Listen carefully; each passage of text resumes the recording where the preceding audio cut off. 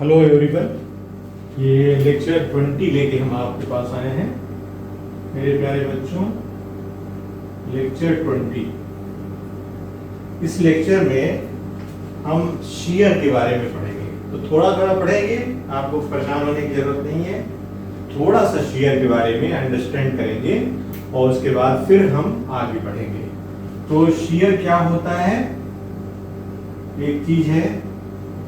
Number एक, shear क्या है? शियरिंग फिनोमेना, जब बेंडिंग मोमेंट का वन पार्ट से दूसरे सेक्शन में जाते ही चेंज होता है, तो जो शियर है, जो एक परत दूसरे परत के साथ फिसलने की कोशिश करती है, उसकी वजह से शियर स्ट्रेस डेवलप हो जाता है।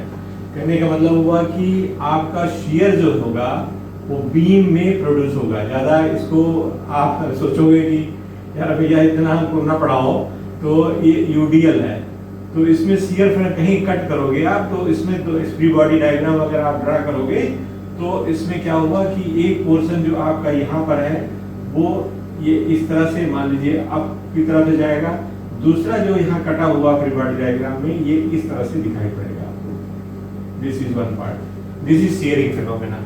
ये हो क्यों रहा है, चेंज क्यों हो रहा है? This is shearing phenomena. ये यहाँ पर वी या शियर फोर्स आपका लग रहा है, जो एक कार्ड को दूसरे को अपोज करेगा। कटेगी तो इस तरह से अपोज करेगा, जिसकी वजह से यहाँ शियर प्रोड्यूस हो जा रहा है।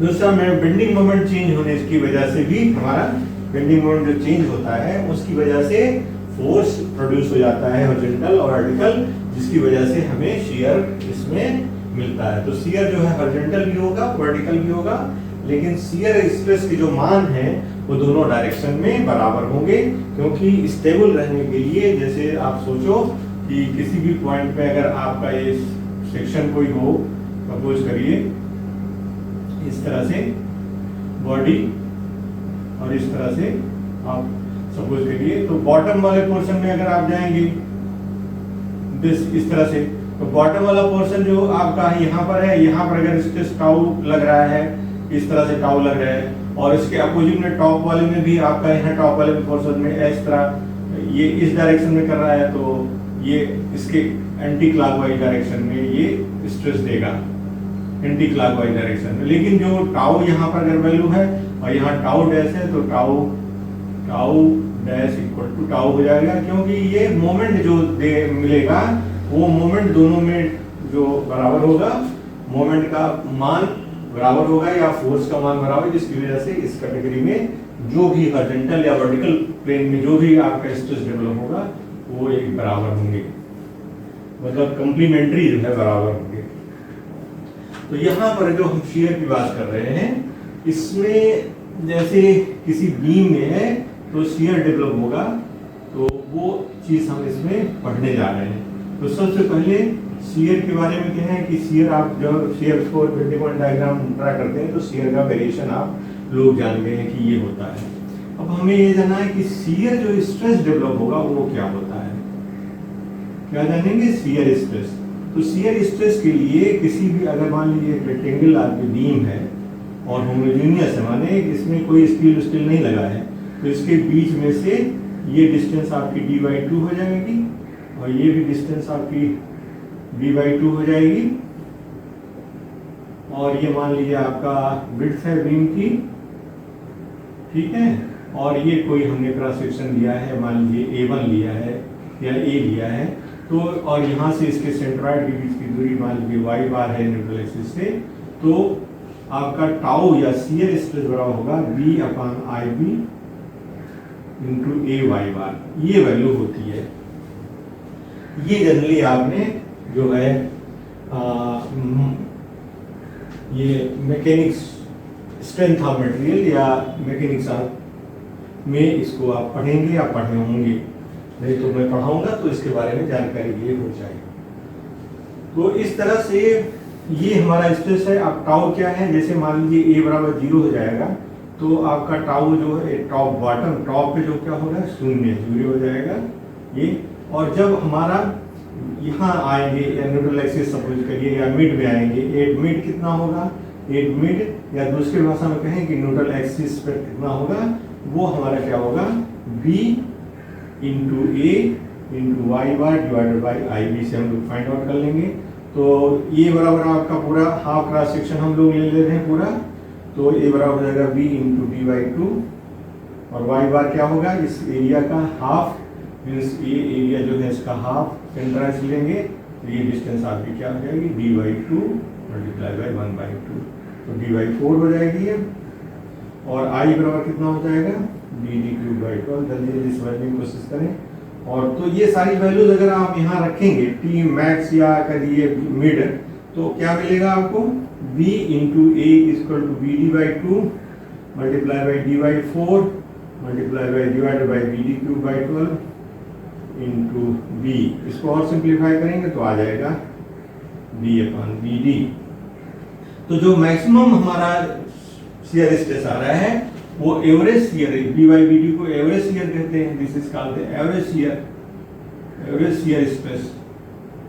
तो एवरेज शियर स्ट्रेस का 1.5 टाइम्स जो होता है वो आपका बी जो मैक्स कह लीजिए, या उस पॉइंट पे आप इस वैल्यू को जो कि इसके न्यूट्रल एक्सिस पे लाई करती है। तो इसका डायग्राम अगर आप ड्रा करोगे तो कैसा आएगा डायग्राम, जरा हम देखें कैसे आएगा। इसका डायग्राम कुछ इस तरह से आएगा। इसका डायग्राम इस तरह से आएगा, ये यहाँ से 0 ये पैराबोलिक और फिर ये दूसरी साइड में भी पैराबोलिक, ये इस तरह से आपका डायग्राम सेम इसी तरह किया जाएगा। और ये आपका मैक्स, आपकी मैक्स बी मैक्स कह सकते हैं, या टाउ सी मैक्स आप कह सकते हैं। यहाँ पर जो वैल्यू मिलेगी tau c max, this is your tau c max, this is your tau c max के बराबर होगा। तो मैक्सिमम जो शियर स्ट्रेस हो सकता है वो आपका 1.5 डी बाई बी डी हो सकता है। ये इतना क्लियर हो गया आपको, इतना क्लियर है, इसमें कोई डाउट तो नहीं है। अब हम चलते हैं आरसीसी बीम के बारे में जो आपसे संबंधित है, मेनली जो आपका संबंधित है उसमें क्या हमारा इस पॉइंट पे जहाँ पर आपका न्यूट्रल एक्सिस लाई कर रहा है वहाँ पर कितना स्ट्रेस डेवलप होगा। ये वैसे हम शियर स्ट्रेस के बारे में डेवलप बात कर रहे हैं, लेकिन हम दो पार्ट में चूंकि डिस्कस करेंगे। एक हम आपको जेन्युइन में जानना चाहते हैं कि कैसे चीज़ें बीम में बिहेव करती हैं, बीम में किस तरह से बिहेव करती हैं। तो आप एक बीम का छोटा सा टुकड़ा लीजिए, तो बीम लीजिए, मान लीजिए आपकी ये बीम है जिसमें कि हमारा यूडीएल आ रहा है, यूडीएल मान लीजिए आ रहा है। तो आप ए बी बीम ले लिया और दो सेक्शन आपने लिया 1 1 और 2 2 जिनकी डिस्टेंस काफ़ी कम है। तो ये डिस्टेंस का जो डिस्टेंस है वो डेल्टा एक्स के बराबर है। तो इस कार्ड को, इसका फ्री बॉडी डायग्राम 1 1 और 2 का, 1 1 और 2 2 का एक क्रॉस सेक्शन हम लोग ड्रा करते हैं। तो यहाँ क्या करेंगे, ये इस तरह से कुछ हमने ड्रा किया है इसका क्रॉस सेक्शन। अब इसमें फोर्सेस कौन सा लग रहे हैं ये देखना होगा हमको। तो इसमें जो फोर्सेस हैं यहाँ पर जब कट करेंगे तो एक तो शियर आ जाएगा ऐसे, और दूसरा एक मोमेंट भी इस तरह से कैरी करेगा। दूसरे पार्ट में जाएंगे तो क्या होगा, मोमेंट अपोजिट डायरेक्शन में आएगा और शियर इसके अपोजिट डायरेक्शन में हो जाएगा। और यहाँ पर चूंकि यूडीएल है इसलिए क्या होगा, W इंटू dx जो है इसमें यूडीएल भी आ जाएगा। तो इस तरह सेक्शन 1 1 और 2 2 जो कट किए हैं, तो उसकी 1 1 और 2 2 कट किए हैं, उसका जो आपको मिलेगा उस ये इस तरह से चीजें दिखाई पड़ेंगी। अब आप यहाँ पर ये देखो कि 2 2 के रिस्पेक्ट में, 2 2 के रिस्पेक्ट में मोमेंट लिया जाए, फोर्सेस का मोमेंट, तो क्या होता है सिग्मा एम किसी भी पॉइंट पे अगर स्टेबल है तो 0 होना चाहिए। तो 2 2 के रिस्पेक्ट में मोमेंट लें तो क्या है, एक मोमेंट आपका ये है m और ये मान लीजिए b है, ये मोमेंट है m, थोड़ा बढ़ जाएगा डेल m हो जाएगा, और ये क्या हो जाएगा b प्लस डेल b हो जाएगी। ठीक है, इतना समझ में आ रहा है। तो यहाँ 2 2 पर के मोमेंट कितना होगा, ये मोमेंट m पॉजिटिव मान लिया, इसको मान लीजिए इस डायरेक्शन को पॉजिटिव मान लिया, तो आपका b इंटू डेल एक्स हो जाएगा और minus W into del x by 2, ये काम करेगी यहाँ से, और minus m minus del m, इतना होगा और तो कुछ है नहीं और कोई चीज़ होनी नहीं है। तो ये जो हमारा पैटर्न है इस तरह से काम कर रहा है, उसमें ये आप देखोगे m और m कैंसिल हो जाएगा, ये इसको स्मॉल है निगलेक्ट कर देंगे, निगलेक्टेड कर दिया, तो हमारे पास बचा क्या, b into del x equal to del m. तो इसलिए del m equals to b into del x. This is one equation, आप यहाँ ध्यान रखिएगा इसको। तो इस तरह से बेंडिंग मोमेंट जो है, rate of change of bending moment equal to shear, ये हमारे डेरिवेशन में आता है, वैसे भी स्ट्रेंथ ऑफ मटेरियल में। तो यहाँ शियर का परिवर्तन इस तरह से हो रहा है, इतना हमारे समझ में आया। अब हम आगे करते हैं कि आरसीसी अगर बीम हो जाएगी तो उसमें किस तरह का परिवर्तन शियर में या मोमेंट में होगा। तो यहाँ पर आगे बढ़िए, आप आगे देखिए। तो कोई क्रॉस सेक्शन अगर आप लेंगे, इसकी आगे क्रॉस सेक्शन जब लेंगे इस तरह का, तो इसमें दो चीजें होंगी। एक तो हमने जो माना है, इस पॉइंट पर आपका स्टील लगेगा, जो यहाँ पॉइंट दिख रहा है, मान लो स्टील लगेगा, और यहाँ ये जो है इसकी न्यूट्रल एक्सिस पे लाई करेगी। तो इसमें क्या होगा, एक फोर्स जो है आपका कंप्रेशन इधर आएगा C प्लस डेल सी, और एक फोर्स यहाँ पर लगेगा उसकी वजह से C, और यहाँ पर क्या होगा, एक टेंशन जो है आपका इधर आएगा T प्लस डेल्टा T, और यहाँ पर जो टेंशन आपका आ रहा है वो आएगा T। तो इस तरह से जो बीम है उसमें इस तरह के कन्फिग्रेशन आपके आ जाएंगे, जिसकी वजह से आप देखोगे यहाँ क्या है, ये जो C प्लस डेल्टा सी लिखा है ये थोड़ा सा चेंज होके इसके न्यूट्रल, इसके CG जहाँ पर स्ट्रेस वैल्यू हो रहा है उसकी वजह से यहाँ थोड़ा डाउन दिखाया गया है, ये इस पॉइंट पे हो गया। और इनके बीच की जो डिस्टेंस है वो कितनी है, वो JD के बराबर है। आप लोग पढ़े ना, Z लीवर आर्म के बराबर है। तो यहाँ पर जो मोमेंट है, यहाँ पर मोमेंट क्या है, यहाँ मोमेंट आपका m है, और यहाँ पर डेल m प्लस माइनस करोगे तो यहाँ का डेल m प्लस m है। इसी तरह से यहाँ पर अगर आपका t और यहाँ t प्लस 2, तो इनके डिफरेंसेस जो आएंगे जैसे फोर्स के, तो यहाँ पर क्या है, del m equals to del c r del t into lever r into z या लीवर आर। तो इसलिए डेल m बराबर क्या हो जाएगा, ये आप into z equals to del t into z, ये हो जाएगा। ठीक है, और हम ये जानते हैं ये डेल एम बराबर क्या है, बी इंटू डेल एक्स है। ठीक है, बी इंटू डेल एक्स है। तो अगर आपका सपोज करिए कि बीच में जहां पर ये न्यूट्रल एक्सिस है वहां पर शियर स्ट्रेस कितना हो जाएगा, शियर स्ट्रेस 8 न्यूट्रल एक्सिस क्या होगा, force delta c divided by b into del x. This is average shear stress, delta c divided by b into del x, ये हो जाएगा force divided by area, compression में है ये चीज आ जाएगी। अब आप डेल्टा सी को आप यहाँ इससे तुलना कर लीजिए, delta c into z equal to b into delta x. तो डेल्टा सी बराबर क्या हो जाएगा, B into del x divided by z, ये हो जाएगा।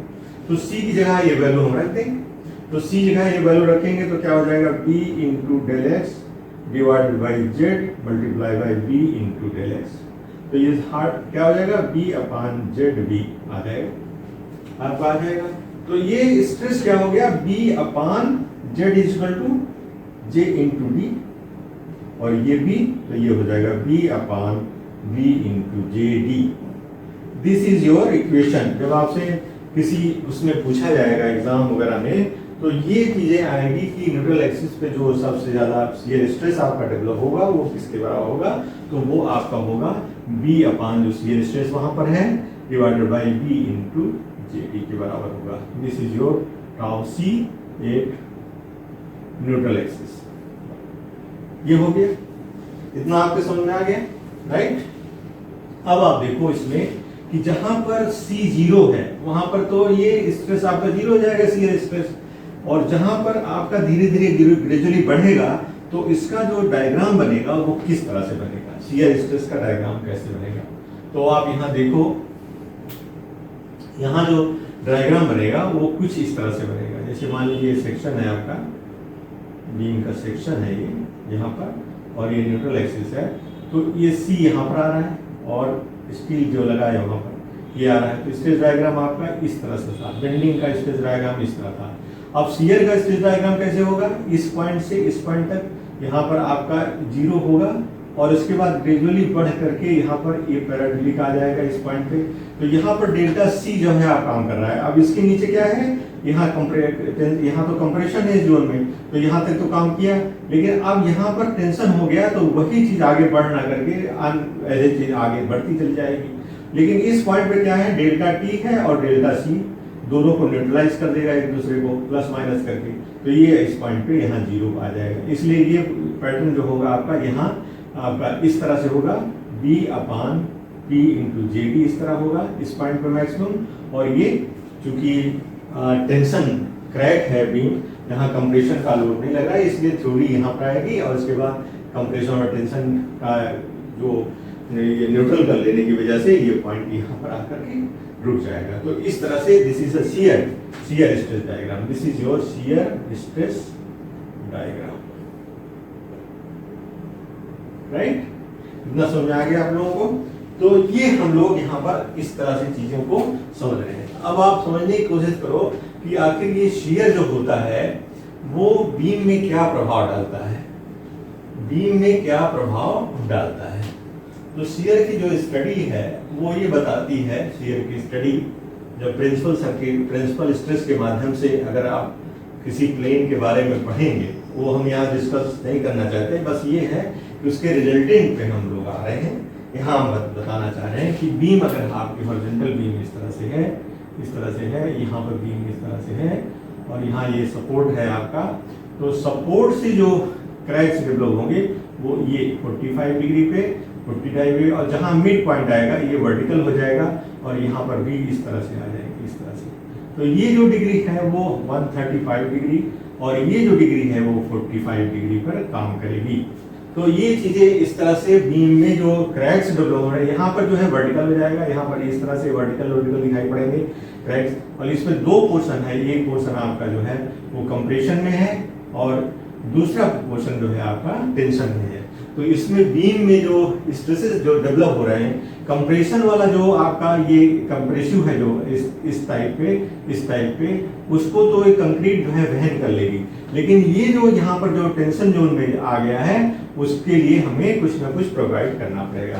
तो इन क्रैक्स को चेक करने के लिए हम लोग या आइदर हम लोग इन क्रैक्स को जो ये आपके यहाँ पर सपोर्ट है, मान लीजिए यहाँ सपोर्ट है, तो यहाँ पर ये क्रैक्स अगर मान लीजिए 45 डिग्री पर डेवलप हो रहा है, तो इसको क्रैक करने के लिए या तो हम वर्टिकल स्ट्रिप इस तरह से लगा दें, इस तरह से वर्टिकल स्ट्रिप इक्वल एसोसिएशन लगा दें, या हम इसको क्या कर सकते हैं, जैसे मान लीजिए ये आपका ये इस तरह का आ रहा है, इस तरह क्रैक आ रहा है, इस तरह क्रैक है, तो हम क्या कर सकते हैं, या तो हम यहाँ इस सिरे पे ये इंक्लाइन कर दें, ये इस तरह के, तो इंक्लाइन हम लोग कर सकते हैं जिसके द्वारा वहन कराए जा सकते हैं, और इसके अलावा वर्टिकल के द्वारा हम लोग वहन कराए सकते हैं, वहन के द्वारा।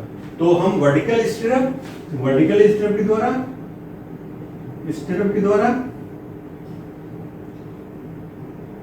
या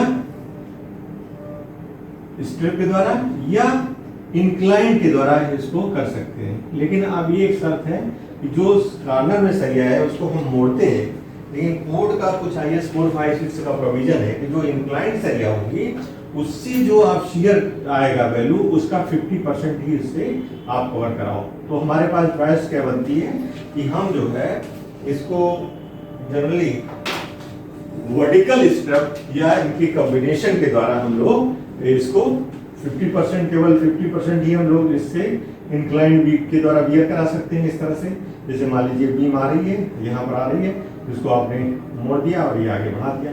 तो ये जो डिस्टेंस इस सपोर्ट से कंडीशन है इसको हम जनरली D डिस्टेंस से दूर पर ही करते हैं, क्योंकि D डिस्टेंस से दूर नहीं करेंगे तो ये क्या होगा कि ये पार्ट आगे बढ़ेंगे तो ये कंप्रेशन जोन में चला जाएगा। कंप्रेशन में क्या होता है, शियर आपका जहाँ पर सपोर्ट्स का अंदर है वहाँ शियर की वैल्यू जो है ज़्यादा है उसके हिसाब से।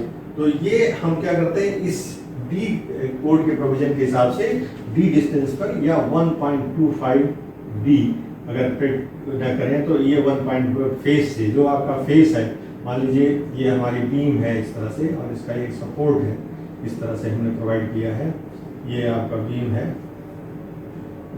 सपोर्ट किया है हमने इस तरह से, ये सपोर्ट है। तो सपोर्ट के फेस से 1.25 D और कैपिटल डी या डी मिनिमम आपको रख करके ये सरिया को, जो सरिया आ रही है उसको आप बेंड कराओगे। बेंड कराओगे तो जहां ये न्यूट्रल एक्सिस आ रही है, न्यूट्रल एक्सिस आ रही है उससे इस पॉइंट से लेकर ये डिस्टेंस जो है वो एल डी के बराबर होनी है। तो एल डी हम लोग बाद में समझेंगे। तो माने ये जहां से इसका न्यूट्रल एक्सिस है उससे जो सरिया एक्सटेंड करेंगे वो सपोर्ट के अंदर तक जानी चाहिए। तो ये प्रोविजन जरूरी है, इसलिए इसको एक डिस्टेंस जो है डी पर हम लोग से पहले डी के बाद ही मोड़ते हैं, डी के पहले नहीं मोड़ते हैं। ये कार्य हमको करना होगा। तो हम आगे इसको समझेंगे।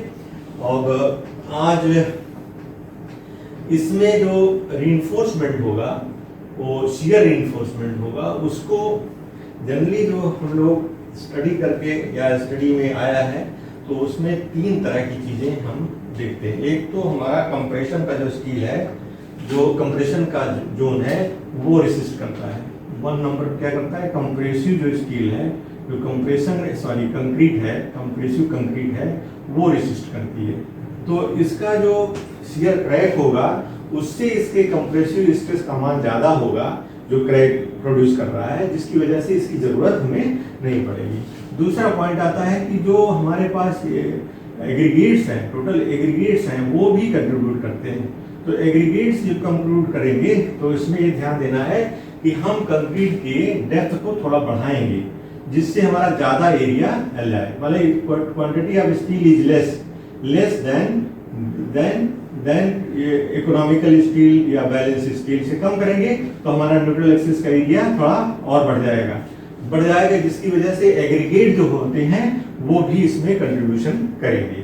तो जनरली कंप्रेशन में जैसे 15 से 20% तो आप सपोज करिए कि 50% के आसपास कंक्रीट कवर कर लेगी, लेकिन 33 या 30% करीब जो है एग्रीगेट कवर कर लेगा, स्ट्रेस को चेक कर लेगा, और 15 से 20% जो है आपका जो हम सरिया मोड़ते हैं उनके द्वारा कैरी करा लेंगे। तो इस तरह से 3 तरह से हम लोग कंक्रीट के जो शियर स्ट्रेस को चेक करते हैं या शियर स्ट्रेस को बांधने की प्रक्रिया करते हैं। तो यहाँ पर ये हम लोग समझ लिए हैं। अब यहाँ हमको ये समझना है कि ये कोड का प्रोविजन क्या है, इसको कोड का प्रोविजन क्या है। तो अभी हम इसमें कोड के प्रोविजंस के बारे में डिस्कस करेंगे कि हमारा केस क्या होगा। जैसे आप ये सोचिए कि एक चीज आएगी, b is a shear force. Suppose करिए आपका शियर फोर्स किसी सेक्शन में आएगा, this is your shear force. तो यहाँ जो हम लोग स्टील लॉन्गिट्यूडनल रीइंफोर्समेंट प्रोवाइड करते हैं ये सरिया बीम में जो लॉन्गिट्यूडनल सरिया प्रोवाइड करते हैं उसमें कोड का जो प्रोविजन है उसके हिसाब से अगर ये सिंपली सपोर्टेड बीम है तो इसका 1/3 जो यहाँ जा रहा है इसका 1/3 तक जो है आगे एक्सटेंड करें, कर्टेलमेंट कर दे सरिया करके यहाँ कर्टेलमेंट कर दिया, यहाँ पर भी आप कर्टेलमेंट कर सकते हैं इस तरह से। तो जहाँ जो सरिया आ रही, मान लीजिए 4 नंबर या 6 नंबर बार है मान लीजिए, तो 6 नंबर में 1/3 बने तो 2 नंबर की सरिया यहाँ जाएंगी, कम से कम जाना ही जाना है।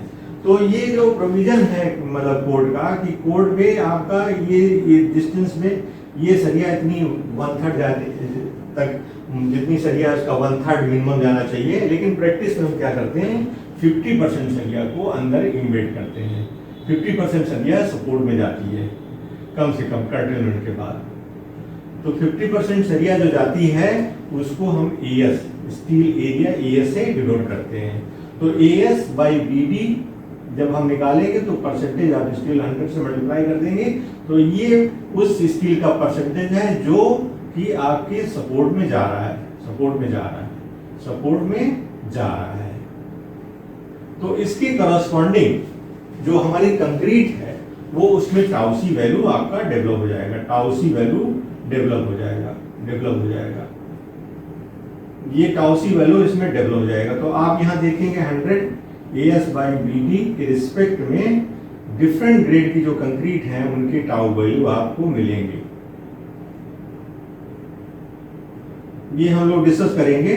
यहाँ टाउसी मिलेंगे, टाउसी that is the permissible stress जो कंक्रीट स्टील की मात्रा की वजह से वहन करती है। कंक्रीट की ग्रेड और स्टील की मात्रा से वहन करती है, वो हमको यहाँ मिल जाएगा। मान लीजिए 0.25%, 0.5%, 0.75%, 1%, इस तरह से हमारा आएगा। तो उसके करस्पॉन्डिंग यहाँ पर इनकी वैल्यूज जो हमको मिल जाएंगे, जो कि हम कोड के माध्यम से देख लेंगे तो ये वैल्यू मिल जाएगी। तो इस तरह से हमारे पास एक वैल्यू जो है वो VC निकल के आती है। VC is equal to tau C allowable, that is a permissible stress in shear multiply by cross section. This is your tau c VT निकल करके आ जाएगी। अब आप यहाँ समझने की कोशिश करो कि अब केसेस क्या बनेंगे। अभी ये नट सेल में अगर टाइम ज़्यादा हो गया हो तो हम इसको सेकेंड क्लास में कंटिन्यू करें। तो हम इसको सेकेंड क्लास में, अब यहीं से स्टॉप करते हैं, सेकेंड क्लास में इसको कंटिन्यू करेंगे। Thank you for attending class.